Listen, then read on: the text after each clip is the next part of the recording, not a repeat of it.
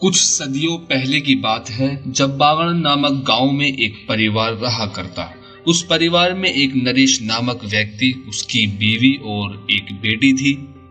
नरेश हर वक्त नशे में धुत रहता था और अपने परिवार की जरूरत को नजरअंदाज करके बस शराब ही पीता।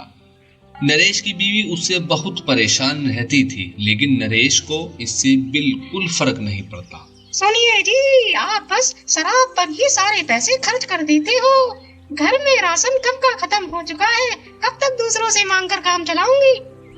देख, तुझे जिससे पैसे मांगने हैं मांग, मगर मुझसे बिल्कुल मत मांग।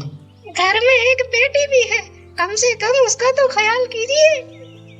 अच्छा चल, ये ले 20 रुपये, चल जा ऐश कर। नरेश की बीवी बस कुछ इसी तरह समय गुजारती गई। किसी तरह समय कट रहा था कि सर्दियां भी आ गईं। सुनिए जी, सर्दी आ रही है और घर में बस एक ही कम्बल है। आप बाजार से एक और कम्बल ले आइए। अरे कम्बल की क्या जरूरत है, एक काम करो, तुम भी मेरी तरह शराब पी लो, बहुत गर्मी आ जाएगी। बोलने से पहले कुछ तो शर्म कर लेते।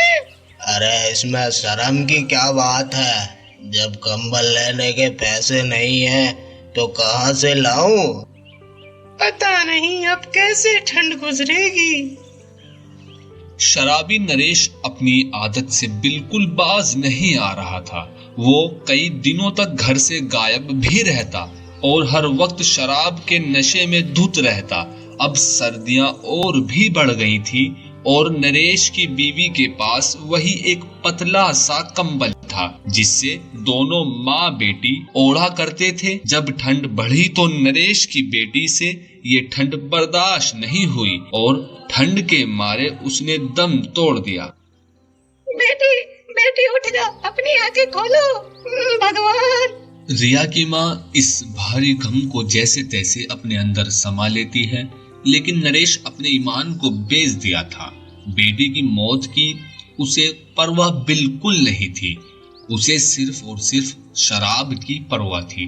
लेकिन एक दिन जब नरेश यूं ही ठेके में किसी और का कंबल ओढ़कर सोया हुआ था, तब एक चुड़ैल उसका कंबल खींच लेती है। अरे यार, ना चैन से पीने देते ना सोने देते, रे कौन परेशान कर रहा है। आधी रात को जब नरेश अपनी आंखें खोलता है तब उसे उसके सामने एक चुड़ैल दिखाई देती है जिसके हाथ में उसका कंबल है। चुड़ैल? मैं चुड़ैल हूँ। अरे क्या चाहिए तुम्हें, मुझे मारना मत। मैं तुम्हें मारने नहीं आई हूँ।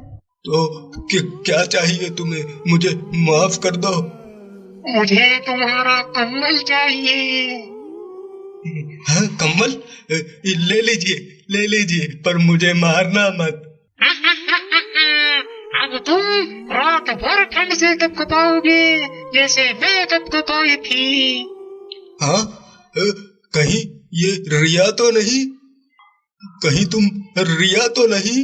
हाँ, मैं रिया हूँ। मरने के बाद मेरी आत्मा चुड़ैल बन चुकी है। रिया बेटी, मुझे माफ कर दो, मैंने तुम्हारा और तुम्हारी माँ का बिल्कुल ख्याल नहीं रखा, मुझे माफ कर दो बेटी। माफ तो इंसान करते हैं, मैं तो चुड़ैल हूँ। अब तुम रात भर बिना कंबल के सोओगे और तुम्हें इतनी ठंड में रात भर कपकपाना होगा। ये बोलकर चुड़ैल चली गई। नरेश के पास और कुछ भी ओढ़ने के लिए नहीं बचा था, इसलिए वो रात भर कपकपाती ठंड में ही सो गया। सुबह होने पर नरेश की तबीयत काफी ज्यादा खराब थी, लेकिन वहाँ कोई पूछने वाला भी नहीं था। तब नरेश को ये बात समझ में आई, अपने परिवार को कभी भी परेशान नहीं करना चाहिए, क्योंकि जरूरत पड़ने पर कोई पराया बचाने नहीं आएगा। जैसे तैसे कर कर कुछ लोगों ने उसे हॉस्पिटल में भर्ती किया, जहां शराबी नरेश का इलाज होने लगा।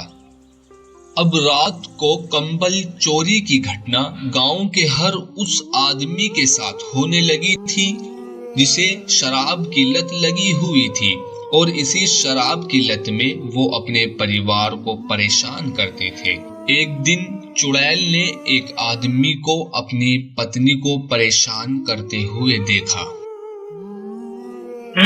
अच्छा बेटा, आज तेरी बारी है। आज मैं तेरा कंबल चुराऊंगी। चुड़ैल रात को उसी आदमी का कंबल चुरा लेती है और वो आदमी भी रात भर ठंड से कपकपाता रहा। सुबह होने पर गांव की सभी बदमाश मर्द आपस में मिलते हैं और बातें करते हैं। अरे संजय, आजकल ये कंबल कैसे चोरी हो रहे हैं? कहीं कोई चोर तो नहीं घूम रहा? क्या तेरा भी कंबल चोरी हुआ था? हाँ संजय, मुझे रात भर ठंड में सोना पड़ा। वहां मौजूद और भी मर्द आपस में बात करने लगे। अरे हाँ हाँ हाँ भाई, हमारा भी कंबल चोरी हुआ। अरे तुम्हारा भी हुआ? हमारा भी हुआ। ये सारी बातें वहां खड़ा नरेश भी सुन रहा था। उसने सभी से बोला, सुनो, अरे क्या तुम लोगों को पता है कि वो चुड़ैल कौन है? कौन है? कौन है? कौन है? कौन है? वो चुड़ैल मेरी बेटी है। क्या क्या क्या क्या क्या? हाँ। पर तुम्हें कैसे पता कि वो तुम्हारी बेटी है? दरअसल ये कंबल चोरी की घटना सबसे पहले मेरे ही साथ घटी थी, जिसके बाद मुझे काफी तेज बुखार भी आ गया था। मैं ये बात किसी से नहीं बताया, लेकिन वो मेरी बेटी है। उसने मुझे बोला था कि जिस तरह तुमने मुझे ठंड में तड़पाया है, उसी तरह मैं उन सभी पुरुषों को ठंड में तड़पाऊंगी जो शराब पीकर अपने परिवार को परेशान करते हैं। अरे बाप रे, अब मैं कभी अपने परिवार को परेशान नहीं करूंगा। हाँ, मैं भी नहीं करूंगा। अरे हाँ भाई, मैं भी नहीं करूंगा। मैं तो शराब भी पीना छोड़ दूंगा और कोई काम धंधा करके अपनी परिवार की सारी जरूरतें पूरी करूंगा। ये सब बातें पेड़ के पीछे खड़े होकर वो चुड़ैल सुन रही थी। चलो, अब मेरा मकसद पूरा हो गया। अब इस गाँव का कोई भी मर्द अपने बीवी बच्चों को परेशान नहीं करेगा। पर दीदी, अब चलो दूसरे गांव के मर्दों को सुधारने।